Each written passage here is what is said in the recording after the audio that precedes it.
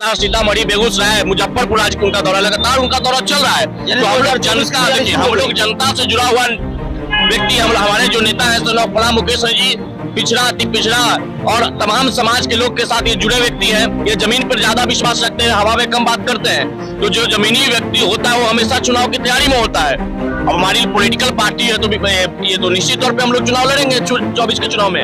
अब इसकी नीतीश प्रेम में बिल्कुल मशगूल हैं, सराबोर हैं।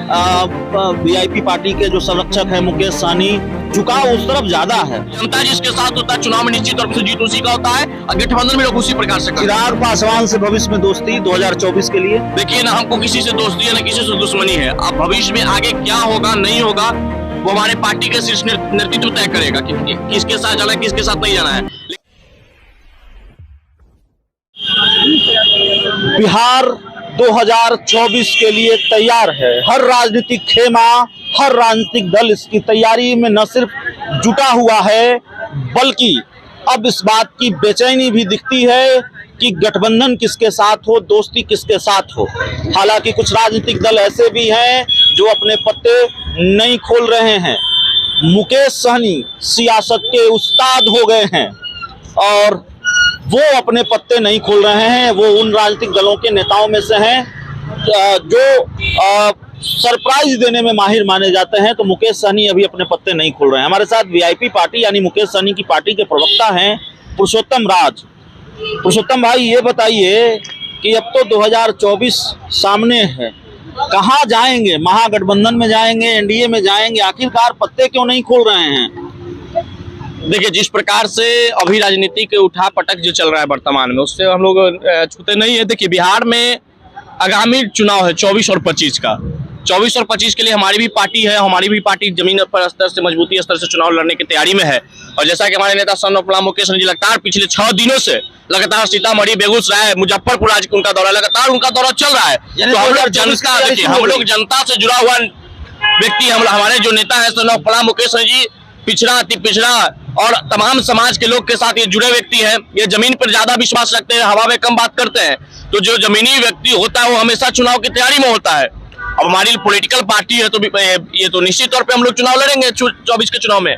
अब किसके साथ होंगे किसके साथ नहीं होंगे वो समय होगा। हमारा पार्टी का कुछ ऑडियोलॉजी है जो हमारे पार्टी के ऑडियोलॉजी के साथ खड़ा रहेगा, हम उसके साथ रहेंगे। एक जो कॉमन परसेप्शन है पुरुषोत्तम भाई, वो ये है कि नीतीश प्रेम में बिल्कुल मशगूल हैं, सराबोर हैं। वीआईपी पार्टी के जो संरक्षक है मुकेश सहनी, झुकाव उस तरफ ज्यादा है। नहीं, ऐसा कुछ नहीं है कि हम लोग किसी के प्रेम से, ये नहीं है। देखिए, हम लोग हकीकत की बात करते हैं, जो वर्तमान होता है उसकी हम लोग बात करते हैं। हम लोग ज्यादा किसी पर टीका टिप्पणी करने पे विश्वास नहीं करते। जिसका काम अच्छा होता है उनके काम को हम लोग सराहना भी करते हैं, जिनका काम खराब होता है उनके काम को हम लोग बुराइयां भी करते हैं।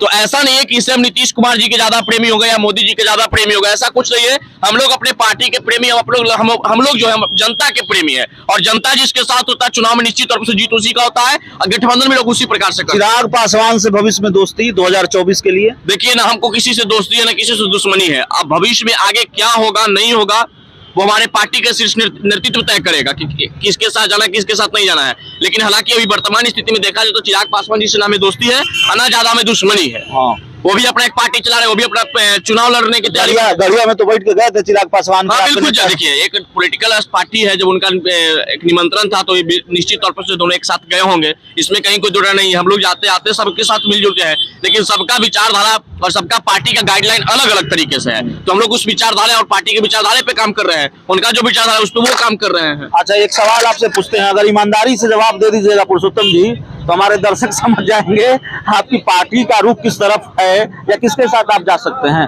सम्राट चौधरी 2025 के सीएम उम्मीदवार प्रबल दावेदार या तेजस्वी यादव 2025 के सीएम के ज्यादा बढ़िया उम्मीदवार? अब ये तो जनता तय करेगा, ये हम तय नहीं कर सकते कि कौन 2025 का मुख्यमंत्री होगा, कौन 2025 का मुख्यमंत्री नहीं होगा। वो जनता तय करेगी। जनता के अंदर जो विश्वास कायम कर पाएगा वो भी अगला मुख्यमंत्री होगा। जनता जिन पे विश्वास देता है वो अगला मुख्यमंत्री होंगे। हो सकता है कि जनता हमारे पार्टी के शीर्ष ये विचार कर ले, हाँ बिल्कुल मुख्यमंत्री हो सकते हैं, क्या नहीं।